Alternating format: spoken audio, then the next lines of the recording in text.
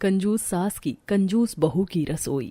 रोज की तरह सीता आज भी किचन में खाना बना रही थी। उसने भिंडी और टमाटर काटे, तब तक उसकी सास किचन में आती है और कहती है, सीता बहू, तुमने आज सब्जी बनाने के लिए थोड़ा ज्यादा ही भिंडी काट ली है। आधी भिंडी को उठाकर फ्रिज में रख दो, इसकी सुबह सब्जी बना लेना। आखिर हम हैं ही कितने लोग, 4 लोगों में थोड़ी सी सब्जी तो लगती है। लेकिन माँ जी, इतनी भिंडी तो हम सब अभी मिलकर खा लेंगे और कल तक तो बाकी भिंडी सूख भी जाएगी, इसीलिए आज ही बना लेती हूँ। अरे नहीं बहू, ज्यादा बन जाएगी तो फेंकी जाएगी। तुम आधी भिंडी उठाकर फ्रिज में रख दो, कल बना लेना।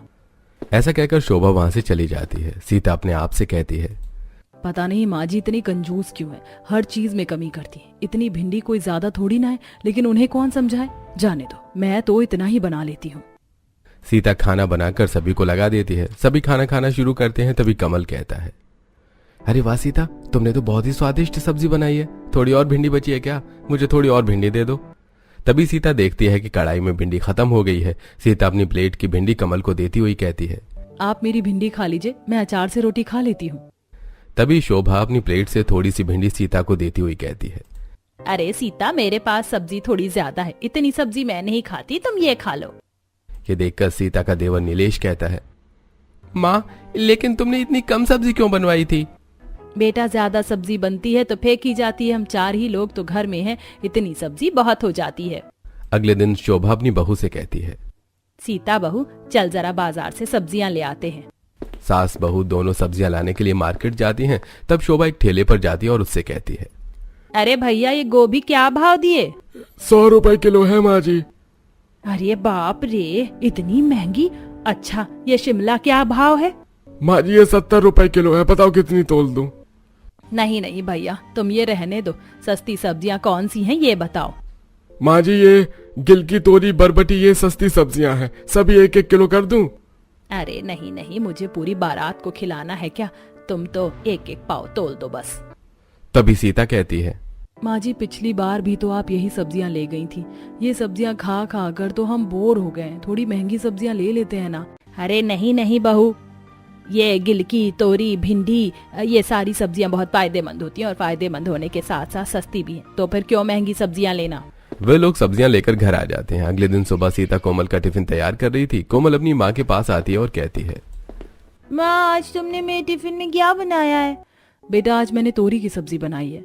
ओह माँ, रोज रोज भिंडी, गिलकी, तोरी खा खा कर मैं बोर हो गई। मेरी सभी फ्रेंड अच्छा अच्छा खाना लाते हैं और आप कुछ भी अच्छा नहीं बनाती। आज तो मैं बिल्कुल भी तोरी की सब्जी नहीं ले जाऊंगी, मुझे कुछ अच्छा बना कर दो। कोमल, आज तो तुम यही ले जाओ, फिर कभी मैं तुम्हारे लिए कुछ अच्छा बना दूंगी। माँ, आप हमेशा ही ऐसा कहती हो, लेकिन कुछ अच्छा नहीं बनाती। आज तो आपको मेरे लिए कुछ अच्छा बनाना ही होगा। कोमल, कहा ना फिर कभी बना दूंगी। तुम्हें समझ नहीं आती है? आजकल तुम बहुत जिद्दी हो गई हो।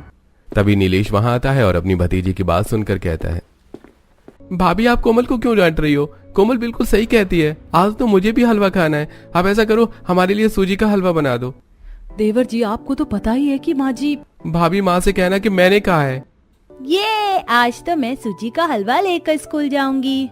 ठीक है कोमल, तुम तैयार हो जाओ, तब तक मैं सूजी का हलवा बना देती हूँ। अब सीता अपनी सास के पास जाती है और कहती है, माँ जी, कोमल जिद कर रही है कि आज उसे टिफिन में सूजी का हलवा ले जाना है और नीलेश को भी हलवा खाना है। तो अगर आप मुझे सूजी, घी और मेवे दे देंगी तो मैं उनके लिए हलवा बना दूंगी। ठीक है बहू, चल मैं तुझे सूजी और घी दे देती हूँ। शोभा किचन में आती है और किचन में रखी हुई लकड़ी की अलमारी का ताला खोलती है और उसमें से थोड़ी सी सूजी, शक्कर और थोड़े से ड्राई फ्रूट्स और थोड़ा सा घी निकाल कर सीता को देती है। सीता थोड़े से ड्राई फ्रूट्स और थोड़ा सा घी देखकर कहती है, माँ जी, थोड़े ड्राई फ्रूट्स और थोड़ा घी और दे दीजिए, तभी तो हलवा स्वादिष्ट बनेगा। अरे नहीं बेटा, ज्यादा ड्राई फ्रूट्स और ज्यादा घी से हलवा थोड़ी ना अच्छा बनता है। तुम इतना ही डालकर हलवा बना लो।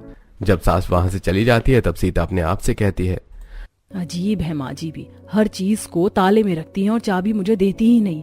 इतनी कम चीजों में कोई अच्छा हलवा कैसे बना सकता है? जरूरत से ज्यादा ही कंजूस है माँ जी। अब सीता उतना ही ड्राई फ्रूट डालकर हलवा बना देती है और अपनी बेटी को टिफिन में रखकर हलवा दे देती है। फिर वो अपनी सास को, अपने पति और देवर को भी हलवा खाने के लिए देती है। कमल हलवा खाकर कहता है, ये क्या सीता, हलवे में तो घी और ड्राई फ्रूट्स है ही नहीं। अगर तुम हलवा बना ही रही थी तो सारी चीजें तो पर्याप्त डालना था कम से कम। वो मैं क्या करती, माँ जी नहीं तो। अरे अरे बेटा, ज्यादा घी और ज्यादा ड्राई फ्रूट नहीं खाना चाहिए, इसीलिए मैंने घी और ड्राई फ्रूट्स कम ही डलवाए। अब तू ज्यादा नखरे मत कर और चुपचाप से हलवा खा ले, फिर हमें खाना भी तो खाना है। ऐसा कहकर शोभा अपने बेटे की बात काट देती है। शोभा अक्सर रसोई की छोटी छोटी चीजों में कंजूसी किया करती थी और जरूरत की सारी चीज उठाकर अपनी लकड़ी की अलमारी में रखकर ताला लगा दिया करती थी।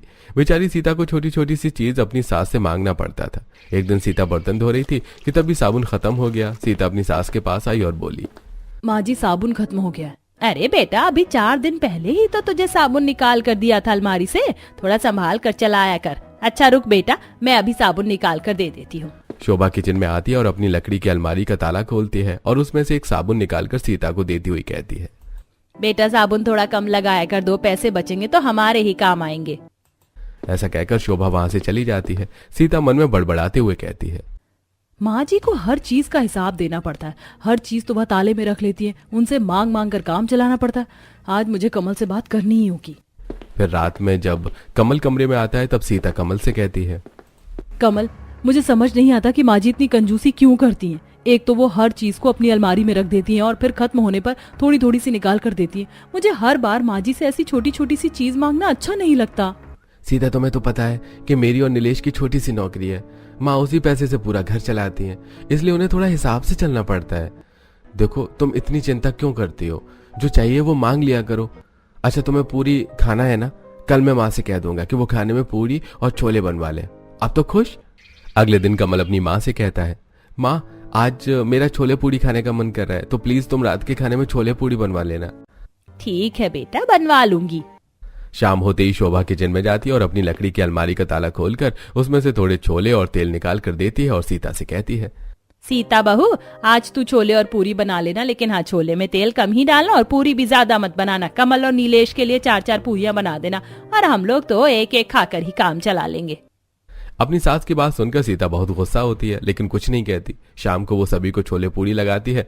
सभी लोग छोले पूरी खाते हैं और तब सीता कहती है, माँ जी, मेरी छोटी बहन शालू की शादी तय हो गई है, उसी की इनविटेशन देने कल मेरे मायके वाले यहाँ आ रहे हैं। ये तो बहुत अच्छी बात है बेटा, तो तुम उनके खाने के लिए खाना बना लेना।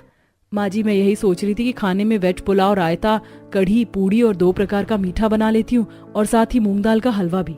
अरे अरे बेटा, अपनी तेज रफ्तार गाड़ी को थोड़ी सी लगाम लगाओ, इतना सब कुछ बनाने की क्या जरूरत है? बनाने दो ना माँ, भाभी के मायके वाले रोज थोड़े आते हैं।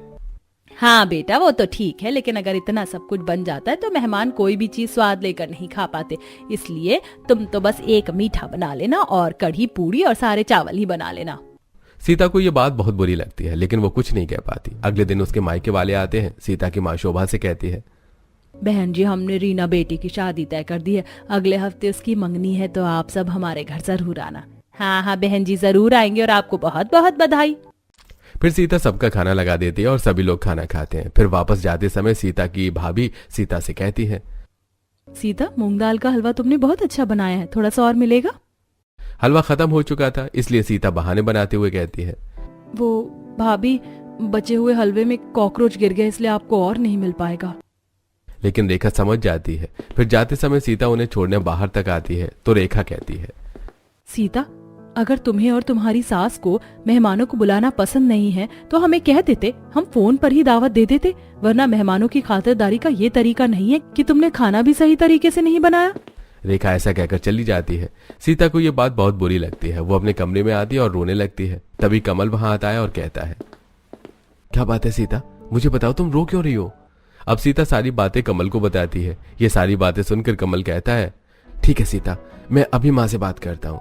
अब कमल अपनी माँ के पास आता है और कहता है, ये क्या है माँ, तुम हर चीज में इतनी कंजूसी क्यों करती हो?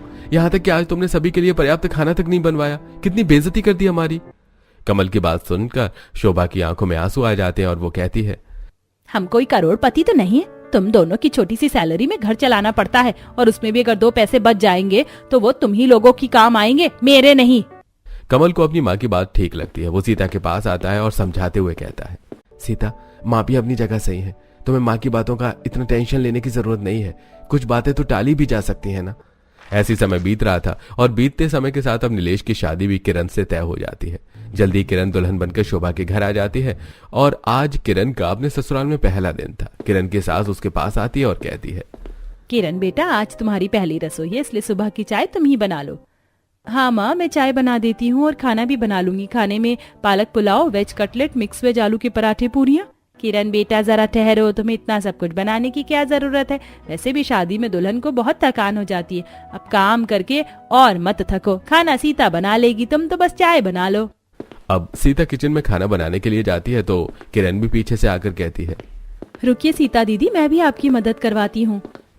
सीता खाना बनाते समय सब्जी में थोड़ा ही तेल डालती है। ये देखकर किरण कहती है, सीता दीदी, आपको नहीं लगता कि सब्जी में तेल बहुत कम है? इतनी तेल में तो सब्जी अच्छी तरह बनेगी ही नहीं।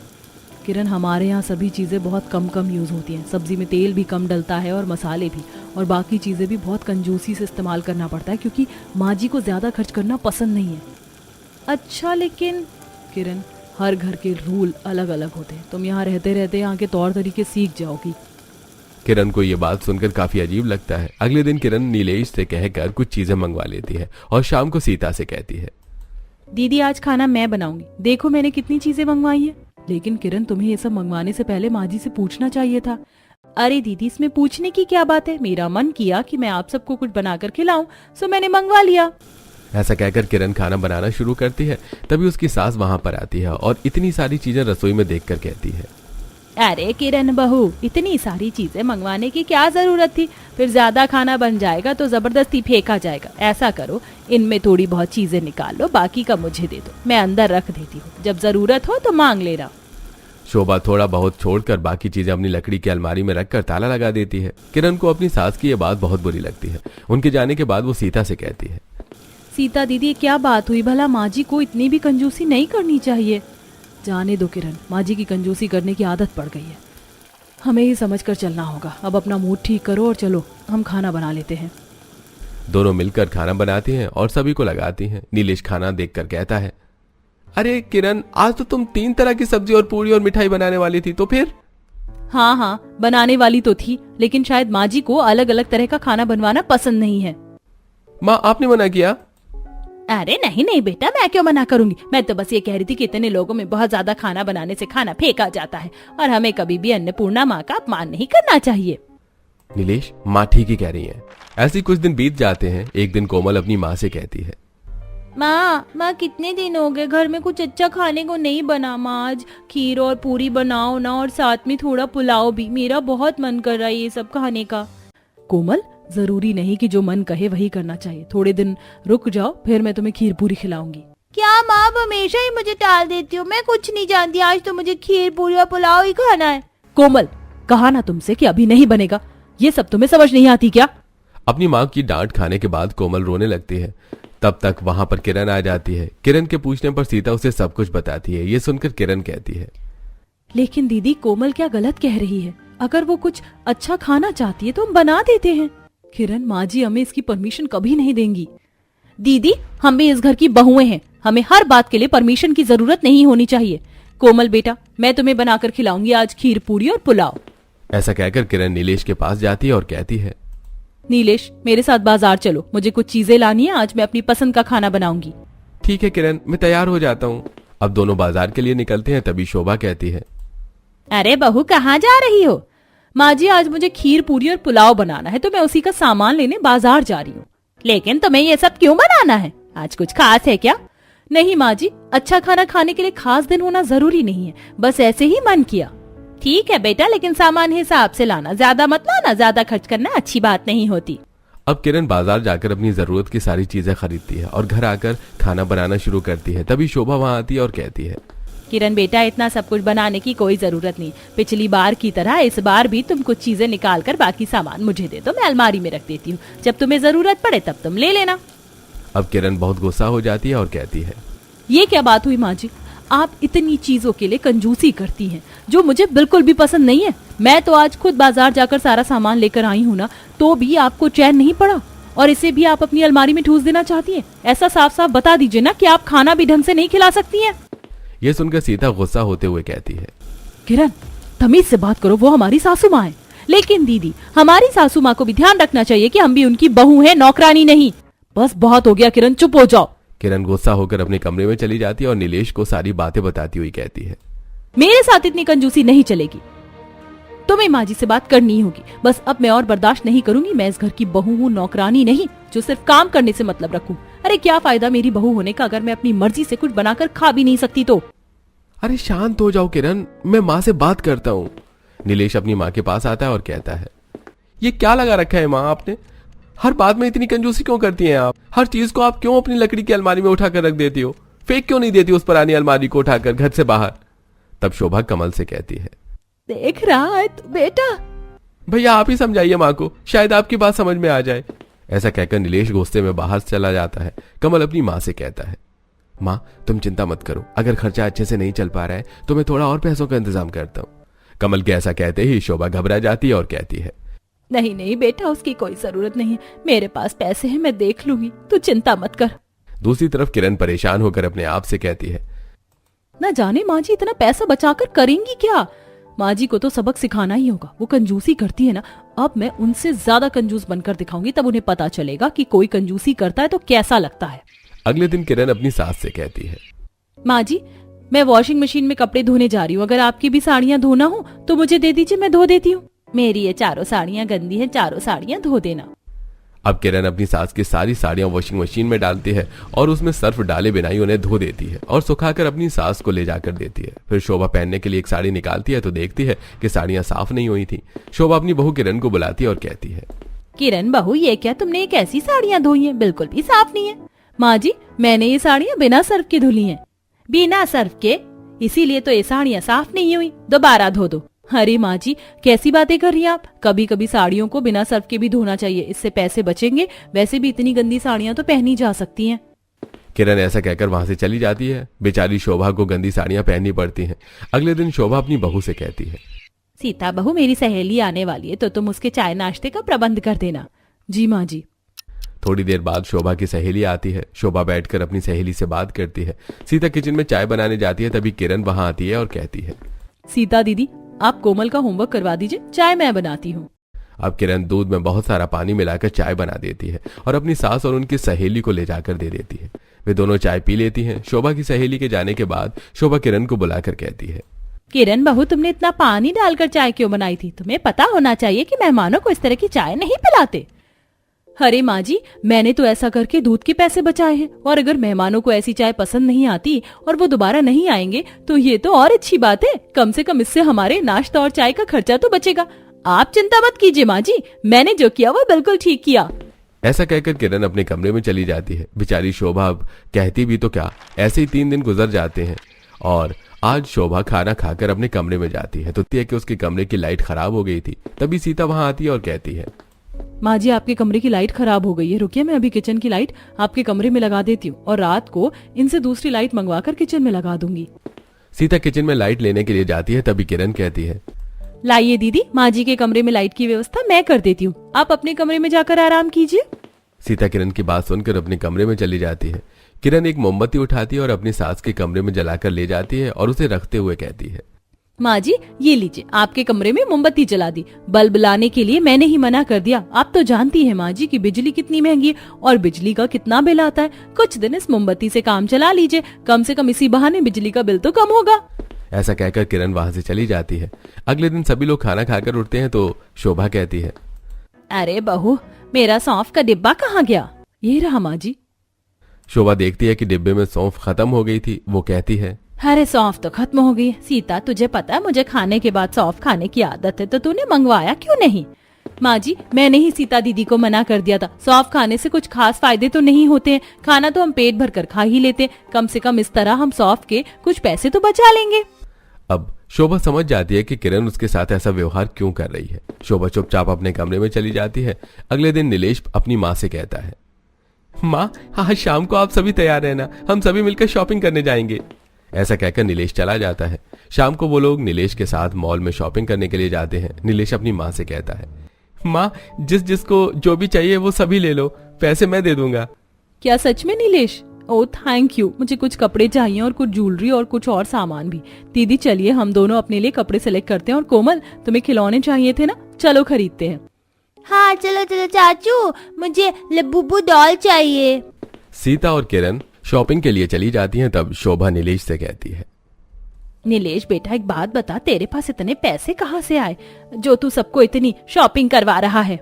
माँ, पिछले कुछ दिनों से आपके और किरण के बीच जो कुछ भी चल रहा है वो मुझे अच्छा नहीं लगा, और फिर मैंने देखा कि घर में पैसों की कुछ ज्यादा ही तंगी थी, इसलिए मैंने 2 लाख रुपए का लोन ले लिया है। ये सुनकर शोभा के तो जैसे होश उड़ जाते हैं। वो कहती है, ये तू क्या कह रहा है बेटा? तुझे इस तरह से लोन नहीं लेना चाहिए था। क्या करता माँ, किरण को हर चीज के लिए मना करना अच्छा नहीं लगता, और मैं तुम्हें भी कुछ नहीं कह सकता था, इसलिए मुझे जो ठीक लगा वो मैंने किया। ऐसा कहकर नीलेश भी किरण के पास जाकर उसके साथ शॉपिंग करवाने लगता है। शोभा बहुत उदास हो जाती है। तभी शॉपिंग करके घर आ जाते हैं सभी लोग। शोभा चुपचाप अपने कमरे में चली जाती है। थोड़ी देर बाद 2 लाख रुपए लेकर बाहर आती है और नीलेश के हाथों में देती हुई कहती है, बेटा, तुम्हें इतनी छोटी सी बात के लिए लोन लेने की कोई जरूरत नहीं थी। अगर तुम्हें पैसों की जरूरत थी तो मुझसे कहना चाहिए था। ये लो 2 लाख रुपए, और अभी के अभी जाकर अपना लोन चुका दो। शोभा के पास 2 लाख रुपए हैं। ये देखकर घर के सभी लोग हैरान रह जाते हैं और नीलेश कहता है, माँ, तुम्हारे पास इतने पैसे हैं फिर भी तुम हमें इतना परेशान करती हो, हर चीज के लिए इतनी कंजूसी करती हो। माँ, तुम्हें शर्म आनी चाहिए ऐसा करते हुए। नीलेश सही कहता है माँ, तुमने कभी बताया नहीं कि तुम्हारे पास इतने पैसे रखे हुए हैं, और जब तुम्हारे पास पैसे हैं तो तुम इतनी कंजूसी क्यों करती हो? लेकिन शोभा कुछ नहीं कहती और 2 लाख रुपए नीलेश के हाथ में देकर अपने कमरे में चली जाती है।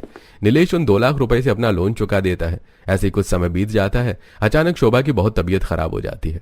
सभी लोग शोभा को अस्पताल ले जाते हैं। तब डॉक्टर कमल से कहता है, कमल, उनके पेट में कुछ प्रॉब्लम है, इनका तुरंत ही ऑपरेशन करना पड़ेगा, और इसके लिए कम से कम 1.5 लाख रुपए की जरूरत होगी। शोभा भी डॉक्टर की ये बात सुन लेती है और अपने मन में सोचती है, मैंने हमेशा ही अपनी बहू बेटों के साथ कंजूसी की है, इसीलिए शायद वो मेरा इलाज भी नहीं करवाएंगे।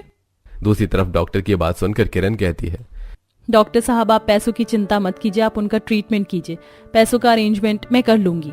ऐसा कहकर किरण अपने पिताजी को फोन लगाती है और उनसे 2 लाख रुपए मांग लेती है और अस्पताल में वो पैसे जमा करवा देती है। शोभा का ऑपरेशन हो जाता है और कुछ ही दिनों में वो ठीक हो जाती है। सभी मिलकर शोभा को घर ले जाते हैं। जब शोभा को पता चलता है कि किरण ने उसके पिताजी से 2 लाख रुपए लिए, तब शोभा कहती है, किरण बेटा, तुम अब अपने पिताजी से लिए हुए पैसे उन्हें वापस कर दो। मेरे पास अभी भी 2 लाख रुपए हैं, मैं तुम्हें दे दूंगी। यह सुनकर सभी लोग हैरान हो जाते हैं। तब कमल कहता है, माँ, तुम्हारे पास अभी भी 2 लाख रुपए हैं? ये पैसे मैंने जीवन भर कंजूसी करके इकट्ठा किए हैं। तुम जानना चाहते हो ना कि आखिर मैं इतनी कंजूसी क्यों करती हूँ? तो सुनो, तुम्हारे पिताजी एक ड्राइवर थे, उन्होंने अपने भाई बहन की शादी के लिए लोन ले रखा था, इसीलिए वो दिन के साथ साथ रात में भी गाड़ी चलाते थे, और एक दिन नींद में गाड़ी चलाने की वजह से उनका एक्सीडेंट हो गया और उनकी मृत्यु हो गई। बस इसीलिए मैंने 1-1 रुपए कंजूसी करके बचा कर रखा ताकि मेरे बच्चों को जीवन में कभी भी लोन ना लेना पड़े और लोन से होने वाली परेशानियों से वो बच सके। जब उन्हें लोन की जरूरत पड़े तो मैं ये पैसे दे सकूं। शोभा की ये बात सुनकर सभी लोग हैरान रह जाते हैं। तब किरण कहती है, माँ जी, हमने आपको गलत समझा, आप हमारे लिए ही ये सब कुछ कर रही थी, प्लीज माँ जी हमें माफ कर दीजिए। हाँ माँ जी, किरण सही कह रही है, गलती हमारी ही है जो हम आपको समझ नहीं सके। दोनों बहू के साथ साथ उनके दोनों बेटे फिर से माफी मांगते हैं। माँ, अब आपको कंजूसी करने की कोई जरूरत नहीं पड़ेगी, मेरा प्रमोशन हो गया है। और माँ, मैं आपको बताया था ना कि मैं एक नया बिजनेस शुरू कर रहा हूं, वो बिजनेस शुरू हो चुका है और अच्छा चल रहा है। दोनों भाइयों की बात सुनकर शोभा बहुत खुश हो जाती है और इस तरह वो लोग खुशी खुशी रहने लगते हैं।